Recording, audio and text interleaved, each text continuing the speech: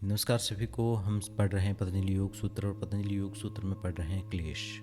क्लेश का जो पहला क्लेश है वो है अविद्या। क्लेश क्या है? क्लेश दुखों के कारण है। क्लेश वो वजह है जिसकी वजह से हम सुखी दुखी होते रहते हैं। तो पहला जो क्लेश है वो है अविद्या। अविद्या का मतलब है कि अज्ञानता, इग्नोरेंस। अब वो ये इग्नोरेंस या ये अज्ञानता सिर्फ शास्त्रों से की जानकारी की कमी या जो हम जिसको हम अज्ञान समझते हैं वो अज्ञान नहीं है। यहाँ पर अज्ञान या इस अविद्या के 4 गुण बताए हैं, 4 प्रकार के इफ़ेक्ट बताए हैं। पहला है कि अविद्या में मनुष्य जो है अनित्य को नित्य समझता है।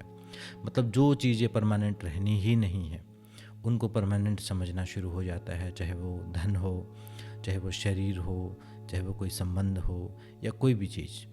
क्योंकि हर चीज़ बदलाव करती रहती है, हर चीज़ का परिवर्तन होता रहता है, तो उसको उस अनित्य को नित्य समझना शुरू कर देता है, जो दुख का कारण बनता है। क्योंकि उसका तो उसमें तो बदलाव होना है, उसमें तो परिवर्तन होना ही है, तो वो एक दुख का कारण बनता है। दूसरा है कि जो अशुद्ध है उसे शुद्ध समझना शुरू करता है। मतलब अशुचि को शुचि समझना शुरू करता है। अशुद्ध का मतलब है कि जैसे शरीर की के ऊपर बहुत ज़्यादा ध्यान देना या अपने ही ऐसी चीज़ों पर ध्यान देना जो कभी शुद्ध हो ही नहीं सकती। मतलब अपनी सुंदरता का अहंकार करना या अपने शरीर पर ही पूरा जीवन, कई बार ऐसा होता है कि बहुत ज़्यादा केयर करने में ही हमारा पूरा जीवन निकल जाता है, या घर की साफ़ सफाई करने में ही पूरा, क्योंकि एक समझो कि अशुद्धता एक प्रकृति का एक नियम है। मतलब शुद्धता रखनी चाहिए, लेकिन उसी में सारा जीवन चला जाए, उसी के चक्कर में पड़े रहो, वो ठीक नहीं है। तीसरा जो इफ़ेक्ट है वो है अनात्मा को आत्मा समझना। मतलब जब हमारे शरीर को दुख होता है, हमारे विचारों में कोई ऐसी चीज़ होती है, भावनाएं आहत होती हैं, तो हमें जो दुख महसूस होता है, हम सोचते हैं कि यही सच्चाई है, जबकि रियल बात यह है कि हम उस चीज़ को अनुभव कर रहे हैं।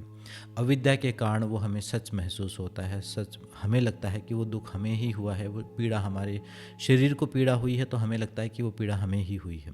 ये अविद्या के कारण ही ऐसा हो पा रहा है।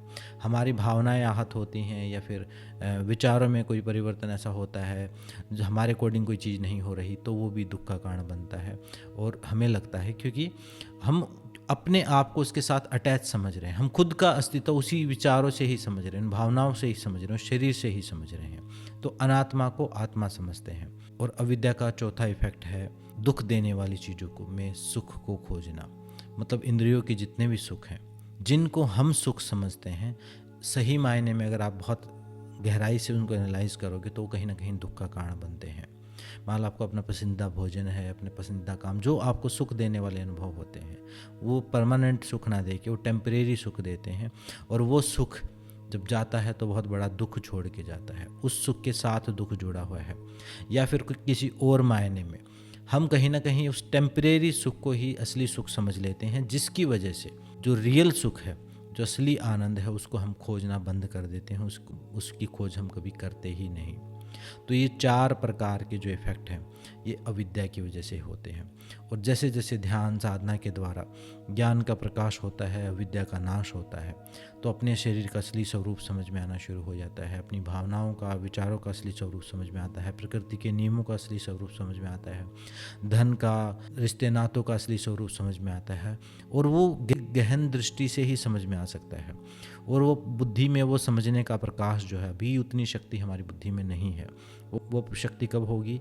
ध्यान साधना के द्वारा, स्वाध्याय के द्वारा, सेल्फ एनालिसिस के द्वारा, अपने आप को जानने के द्वारा। बार बार जब हम हर चीज़ एक ज्ञान योग की तरह अपने आप को खोजेंगे, अपनी भावनाओं को समझेंगे, उनके प्रति जागरूक रहेंगे, तो हमें समझ में आएगा, उन पैटर्न्स को समझेंगे तो हमें समझ में आएगा कि यही वो ये 5 क्लेश हैं जो हमें दुख दे रहे हैं। तो यही महर्षि पतंजलि ने अविद्या के संबंध में बताया है।